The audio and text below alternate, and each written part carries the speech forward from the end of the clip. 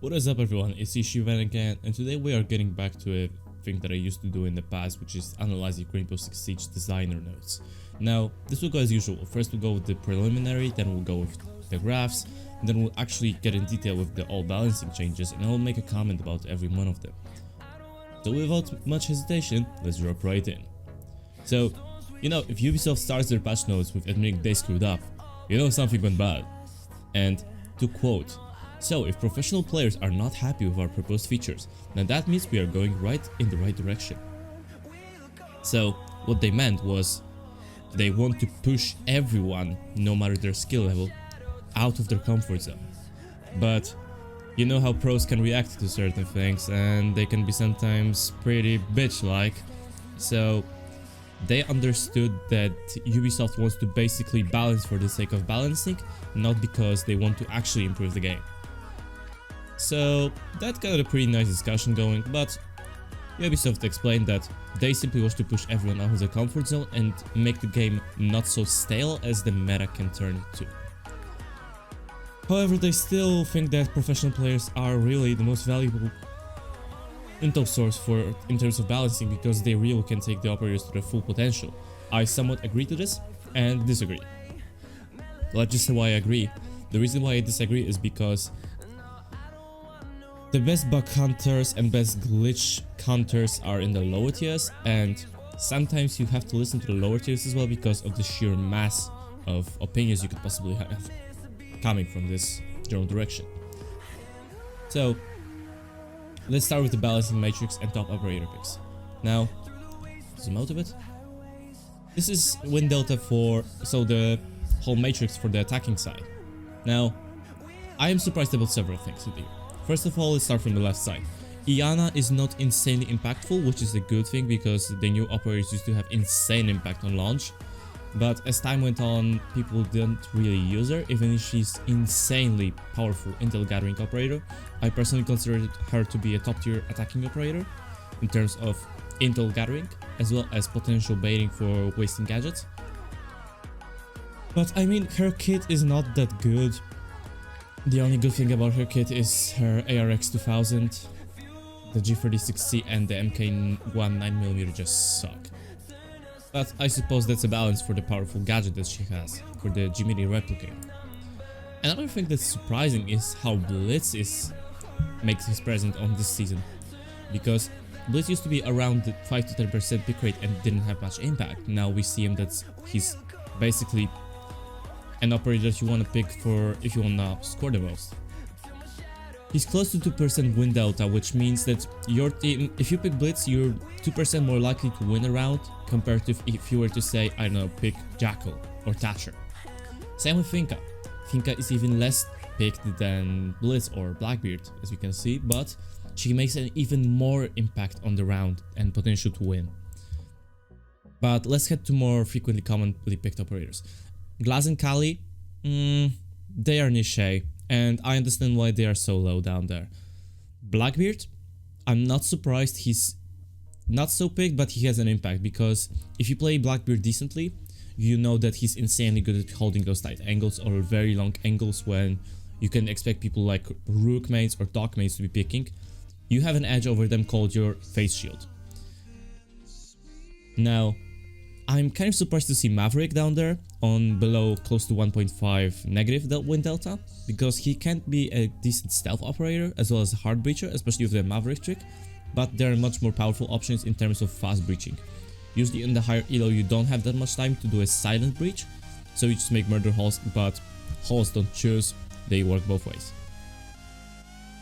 I'm surprised to see that Hibana and Termite don't have much of an impact, as well as Thatcher, because they are basically the strongest combo for taking down any gadgets and reinforced walls.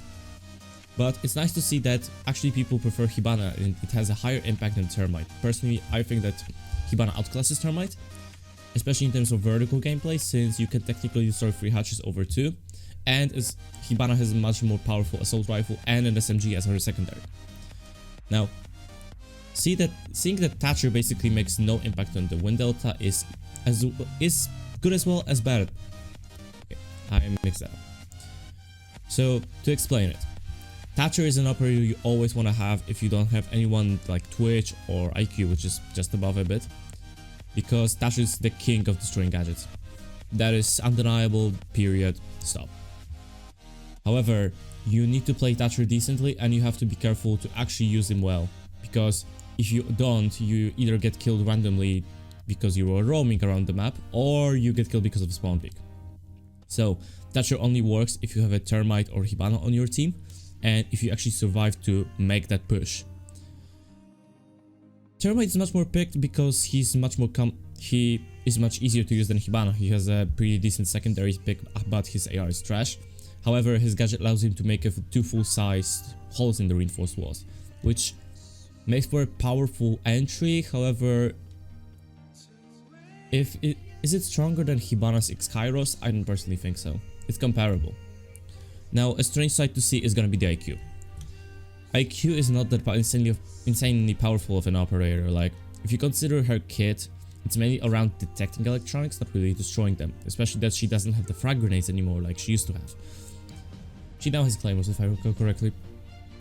However, the fact that she's a free speed and she has somewhat decent guns, they are not powerful like Ash or, I don't know, Nomad, but they are pretty decent, makes her a deadly pick in the right hands. And if you have a Twitch on your team or Thatcher, you can simply call out where the gadgets are, and she can make an impact. However, it's not as strong as an impact as like Ash or Zofia, which are much more ahead, and I'm gonna explain shortly. Let's start with Zofia, which is another surprise personally, but it's understandable. Zofia is a very powerful utility breaching operator that is a 2-2, and that is the sole reason that she doesn't have as much as an impact as Ash, is the fact that she's a 2 armor 2 speed. And she doesn't have the top DPS guns like she has. Now, Zofia is a pretty good operator in my view, because you not only can basically quickly breach 2 walls, but you can also cut off 2 potential entries with the stun grenades, or rush an anchor, or take down a roamer. The fact that she has a claymore is an added bonus. However, her secondary just sucks. It is in my view. You have the pistol sight, but is it good? No. Now, I'm not surprised to see Ash high farther, but she used to be even more picked than before. I think that's the reason her pick ratio has dropped is because of the R4C nerf.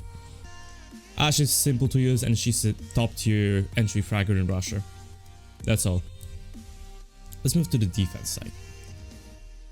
There are several surprises and several logical things here as well. Let's start with the positive win delta but low pick ratio. Rook, expected, guaranteed down but not outstate on body shots, and the 30% damage reduction are always a nice thing. Now, Ela. Goddamn Ela. She used to be buffed in recent patch or two because her recoil for the first 16 shots was decreased, and that was a bit too much apparently, so they just kind of reverted the nerf into a don't know where it is state, but it's better than before. And her concussion mines can be somewhat useful. However, there is one ability that no one talks about, and is the ability to basically deny a plant when you're downed. Basically, if you get downed as Ela and someone is trying to defuse close to you, yeah, you can just concuss him and that should be no problem for you. I'm not surprised to see Capcan there as well. He's not a good operator on his own, however his traps can make a really nice impact in terms of actually giving you an edge in a gunfight, because those 40 to 50 damage may not sound like much, but it's a 1 or 2 bullet difference. Moving on to more frequently picked operators, Mira doesn't have that much of an impact and she's not that picked often because of the high burn ratio, but she's still insanely powerful. Now I'm surprised to see Smoke so low. I used to remember Smoke as the operator that you would pick if you wanted to deny a last second push or plant, especially on bomb, on several maps like Consulate. House worked as well. The Ski House. I don't hold the name up. God damn it. He used to be perfect for denying last time plants, last time pushes, as well as dealing with shields, and the fact that he has SMG11, which is a powerful secondary, makes him even better. However, there are better options to denying a plant, and actually you need to stay alive as Smoke to stop the plant or stop the shield push, and that can be a problem. compared to other operators on defense, which we have like Echo, Legion, Jaeger. They can still do something even if they're dead. Moving on. It's surprising to see Bandit below on the negative win delta. He's still a powerful operator. He's a 3 speed 1 armor. Not like Jaeger anymore. He has a pretty powerful kit, he's a decent roamer, but I understand that he actively fights with Kaid, and Kaid can actually be sometimes a better alternative, especially if the site is hatch heavy, or you need to reinforce several close walls together, or several wires together. You get the gist. Sometimes Kaid is a much better option on several maps, that's why Bandit is significantly falling in his pick rate. I'm not surprised to see Mozzie and Valkyrie above, because they are top tier intel operators. With Valkyrie you can really cheese out some opponents with the cameras, you can gather intel, just don't ping out the cameras, for fuck's sake. As a Valkyrie player, I personally get offended if someone pings on my cameras and it gets them taken out in the result, but getting back. I'm not surprised to see Mozzie there as well. If you have a competent Mozzie on your team, the enemy team is gonna have a bad day, especially if they have Twitch. Basically, if you're a decent Mozzie player and the enemy team has a Twitch, you basically score yourselves 2 free Twitch drones, which you can use to actually deny a hard breach or any other push from the attacker side. Now, I'm not surprised to see Jaeger on the 90% pick ratio mark because he's insanely powerful, but his win delta is much lower now. That could be a result of the assault rifle nerf that used to happen the last patch. However, there are gonna be some fun changes to him, which I'm going to talk about next. However, let's now focus for the ban side. I'm not surprised to see Jackal ban because he's annoying to deal with. He's not that even powerful, he's annoying. That's the problem.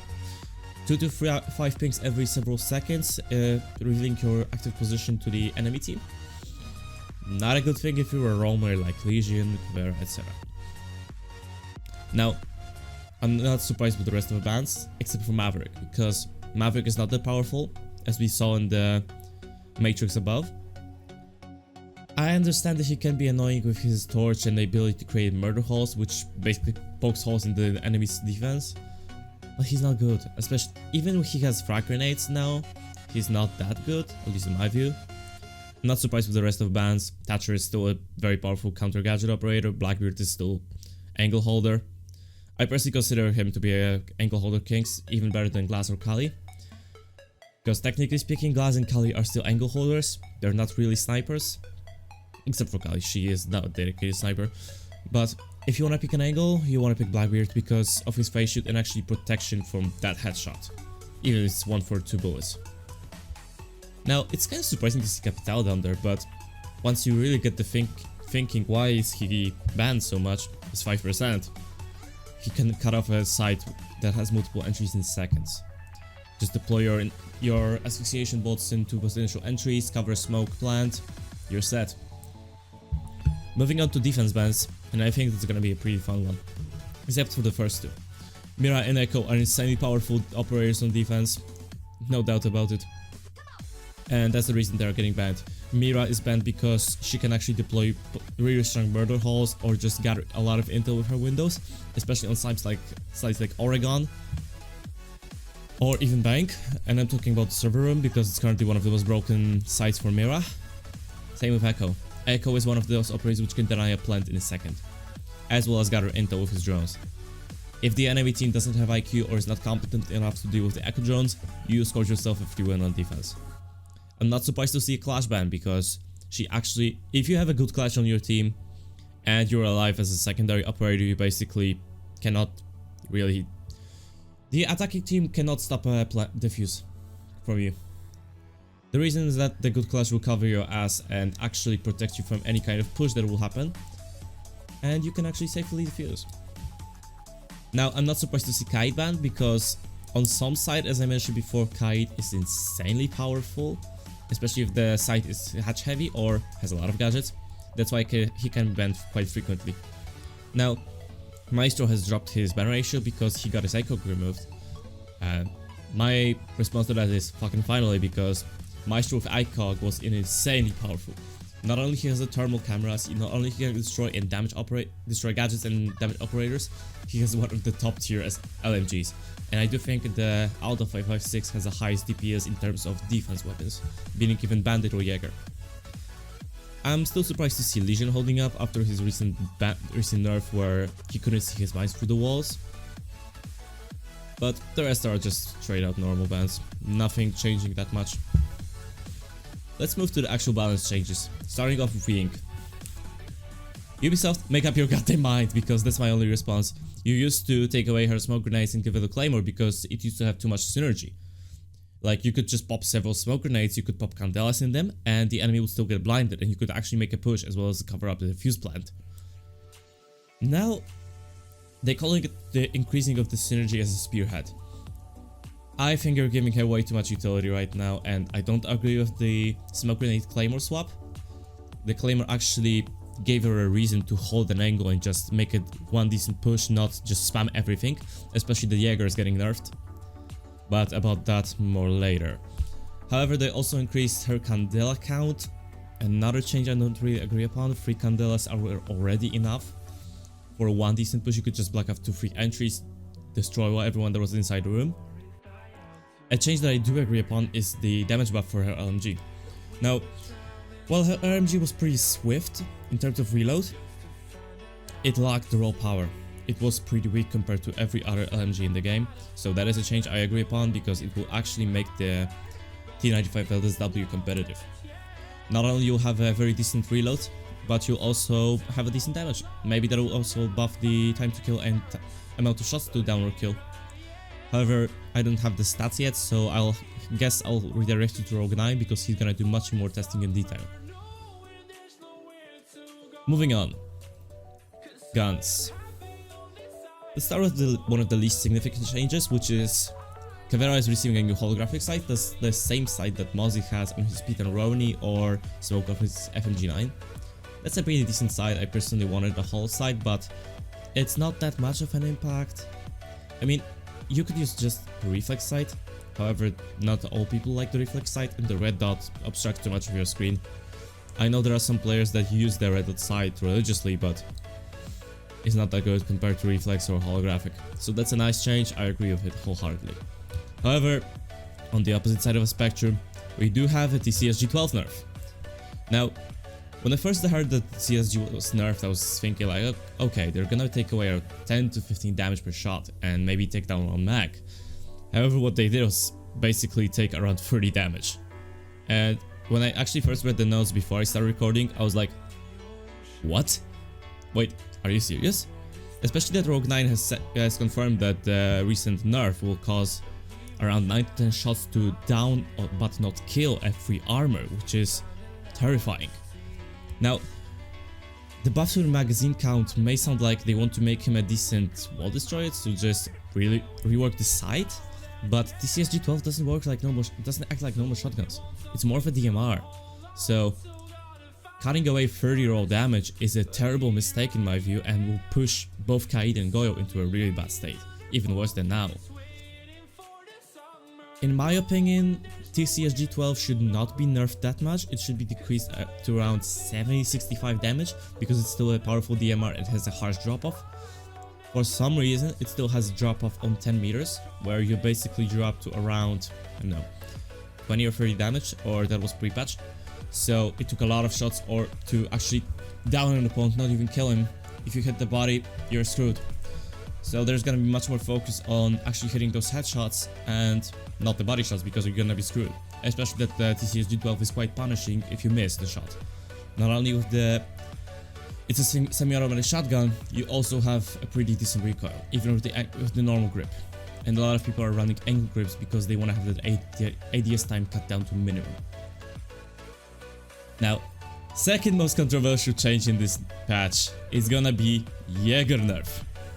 Now, that is another one situation where I was like, what the hell Ubisoft, why did you do that? But after a bit of thought, I understood why they did this. The reason they're changing him from 3 speed to 2 speed is because they want to cut down his roaming potential. Now, Jaeger was top tier roamer, you cannot argue with that. Anyone that has played this game for quite a while, he or she knows that Jaeger is insanely powerful for roaming. He just set up his reinforcements inside on the prep phase, he set up his gadgets, and he just escapes the site and just holds off a completely different area of the map. They want to make him more of a hybrid operator like Smoke or Legion.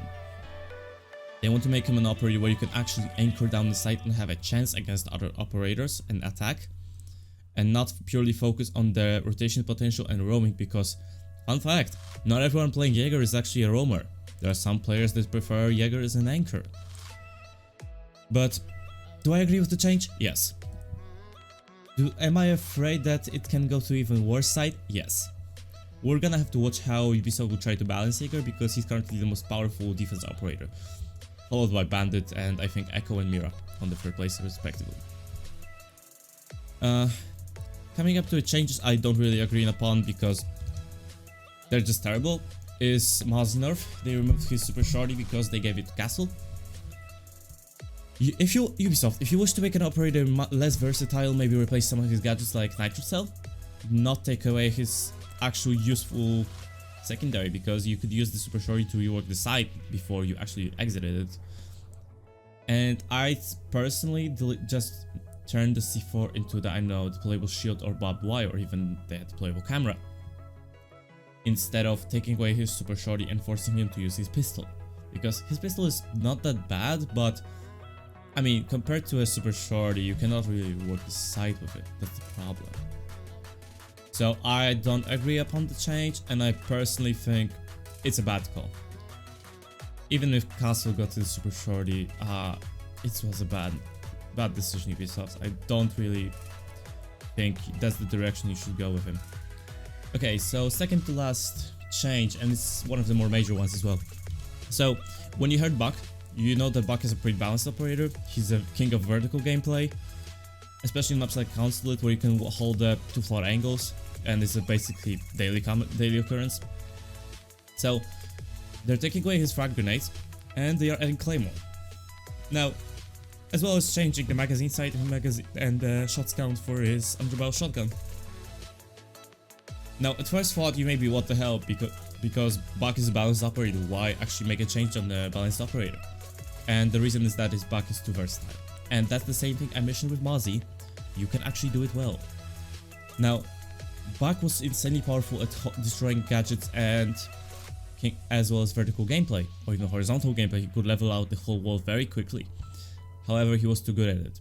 So, at a small price of frag grenades, Ubisoft gave him the ability to defend himself from flanking and roamers that try to take his 6. Because, let's face it, Buck mains usually are focused on actually holding those strange angles from above or from sides. They don't really watch their sides. So, adding them a Claymore is a nice gift, even if it costs them frag grenades, which will limit their gadget destruction capability, or taking out people that are anchored behind shields, etc. But they gain protection from roamer sides. So is it a change I agree upon? Yes. Is it a change that I was expecting? Not at all.